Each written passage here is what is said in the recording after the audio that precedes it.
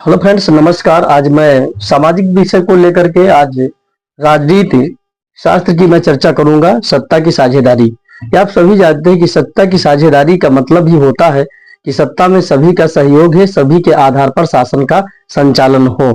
तो यहाँ पर मैं चर्चा करूंगा क्योंकि पहला ही चैप्टर है सत्ता की साझेदारी, जिसमें बेल्जियम और श्रीलंका की चर्चा हुई है। क्योंकि यहाँ पर यह किया गया, किसी को बढ़ाया गया, किसी को कम किया गया, तो जिसका परिणाम हुआ कि वहां पर लोगों ने आंदोलन करना शुरू कर दिया।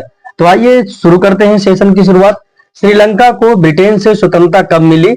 1947, 1949, 1948, 1950। तो मैं आपको बता दूं कि 1948 में श्रीलंका को ब्रिटेन से स्वतंत्रता मिली।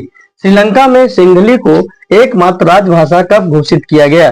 देखिए, मैं आपको बता दूं कि श्रीलंका में दो समुदाय के लोग थे, तमिल और सिंहली, जिनमें से सिंहली भाषी लोगों की संख्या अधिक थी। इसलिए वहां की जो संविधान बनाया गया एक तरफा बनाया गया और तमिल लोगों को तिरस्कृत किया गया, जिसका परिणाम ये हुआ कि वहां पर लोगों ने आंदोलन करना शुरू कर दिया। अंत में सरकार को मजबूर होकर के सिंहली और तमिल दोनों को मिलाकर के सरकार का गठन करना पड़ा और सभी को समान अधिकार भी देना पड़ा।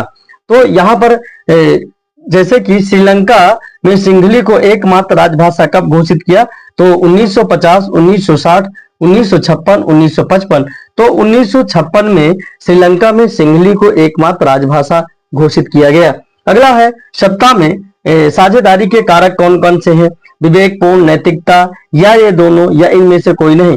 मैं बता दूं कि सत्ता में साझेदारी के लिए दोनों चीजों का होना बहुत ही जरूरी होता है, जिनमें से विवेकपूर्णता भी होनी चाहिए, नैतिकता भी होनी चाहिए। अगर ये होगा तभी जो है सत्ता की साझेदारी काम करेगी। तो इसका गा इज द राइट आंसर हो जाएगा। श्रीलंका की जातीय संरचना है। देखिए, मैंने बताया था कि श्रीलंका में दो समुदाय के लोग रहते हैं, एक तो तमिल और एक सिंहली। तो यहाँ पर आंकड़े दिए गए हैं कितने परसेंट? तो यहाँ पर 72%, फिर यहाँ पर जो है 28% सिंहली, यहाँ 81% सिंहली, 15% तमिल, या इनमें से कोई नहीं।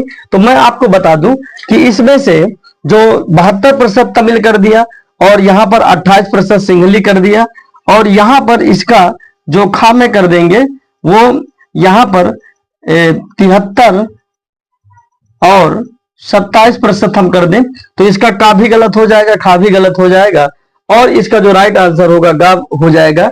81% सिंहली और 15% तमिल भाषी लोग थे। नेक्स्ट की चर्चा करते हैं। श्रीलंका का राज धर्म है। देखिए, मैं आपको इतिहास की ओर आपका ध्यान आकृष्ट कराना चाहूंगा, क्योंकि श्रीलंका का जो राज धर्म है वो आपको बौद्ध धर्म है। क्योंकि जब हमारे यहाँ सम्राट अशोक हुए तो उन्होंने भी बौद्ध धर्म का प्रचार प्रसार करने के लिए श्रीलंका में अपने पुत्र महेंद्र और पुत्री संघमित्रा को बौद्ध धर्म का प्रचार करने के लिए भेजा था। तो यहाँ पर इसका जो राइट आंसर हो जाएगा ग नंबर का हो जाएगा। बेल्जियम कहाँ स्थित है? देखिए, बेल्जियम ये जो है जैसे कि हमारे महाद्वीप है, तो यूरोप, अफ्रीका, एशिया ये महाद्वीप है। नीदरलैंड एक देश है। तो यहाँ पर जो इसका बेल्जियम कहाँ स्थित है? तो बेल्जियम यूरोप में स्थित है। का इज द राइट आंसर हो जाएगा। श्रीलंका में कौन सा बहुसंख्यक वर्ग है? देखिए, इसकी पहले भी मैंने आपसे चर्चा किया था कि श्रीलंका में जो है वहां के जो मूल निवासी थे वो सिंहली थे, और इसके बाद जो वहां हमारे तमिलनाडु प्रांतों से जाकर के श्रीलंका में जाकर के निवास किया तो वो हमारे जो है तमिल कहलाए। तो तमिल की संख्या कम है और सिंहलियों की संख्या ज्यादा है। इसलिए यहाँ पर जो है श्रीलंका में कौन सा बहुसंख्यक वर्ग है?